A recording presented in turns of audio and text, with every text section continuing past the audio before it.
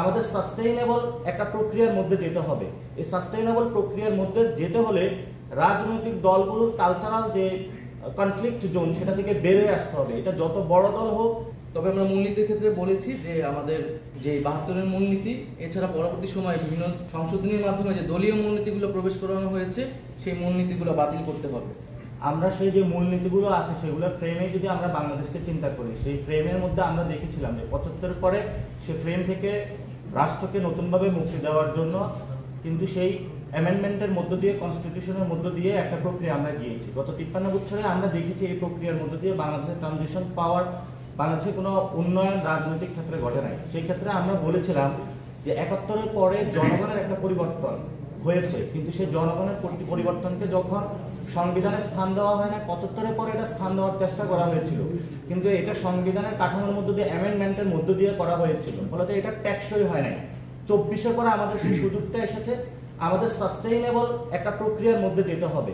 এই সাস্টেইনেবল প্রক্রিয়ার মধ্যে যেতে হলে রাজনৈতিক দলগুলোর কালচারাল যে কনফ্লিক্ট জোন সেটা থেকে বেরিয়ে আসতে হবে। এটা যত বড় দল হোক, জনগণের স্বার্থে, শহীদদের স্বার্থে, আহতদের স্বার্থে সে জায়গায় সবাইকে একটা বোঝাপড়াতে আসতে হবে। এই বোঝাপড়াতে যখন আমরা আসব তখনই আসলে আইনের যে প্রয়োগগুলো সেগুলো আমরা সমাজে বাস্তবায়ন করতে পারবো। আমরা মনে করি জনগণের মধ্যে একটা চরিত্রগত পরিবর্তন হয়েছে, জনগণের একটা আকাঙ্ক্ষা তৈরি হয়েছে, পরিবর্তনের সুযোগ এসেছে। সেই পরিবর্তনের সুযোগটাতে সবাই একসাথে অংশগ্রহণ করেছিল। মাঠে ৫ তারিখে আমরা অংশগ্রহণ করেছিলাম, আগামীতেও সবাই অংশগ্রহণ করবে। কিন্তু এই অংশগ্রহণ করে জায়গা থেকে কেউ যদি ক্ষমতার লোভ অথবা অন্যান্য কারণে বেরিয়ে পড়ে, আমরা মনে করি এই সুযোগটা জনগণের সামনে তাদের সেই সুযোগটা তারা মিস করবে।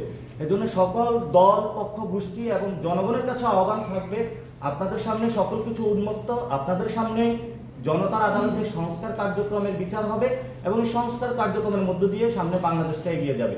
তবে তরুণরা বাংলাদেশের এবং বড় অংশে যারা ওমেন সোসাইটি রয়েছে তারা ঐক্যবদ্ধ, প্রতিশ্রুতিবদ্ধ এই জায়গায় বাংলাদেশকে একটি নতুন জায়গায় নিয়ে যাবে। তা আমরা করে আশা করি পক্ষ গোষ্ঠীর রাজনৈতিক দলগুলো এই বোঝাপড়াটায় আসবে। এটা আমাদের কাছে বোঝাপড়া না, এটা কন্ট্যাক্ট পয়েন্টটা হলো জনগণ, জনগণের কাছে কমিটমেন্ট।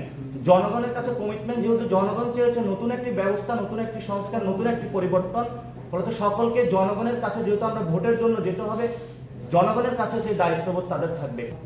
আমাদের সংবিধানে যে গণপ্রজাতন্ত্রী এবং গণতান্ত্রিক রাষ্ট্রের কথা বলা থাকে, মৌলিক অধিকারগুলোর কথা বলা থাকে, সেক্ষেত্রে আলাদা করে মূলনীতির প্রয়োজন আছে কি।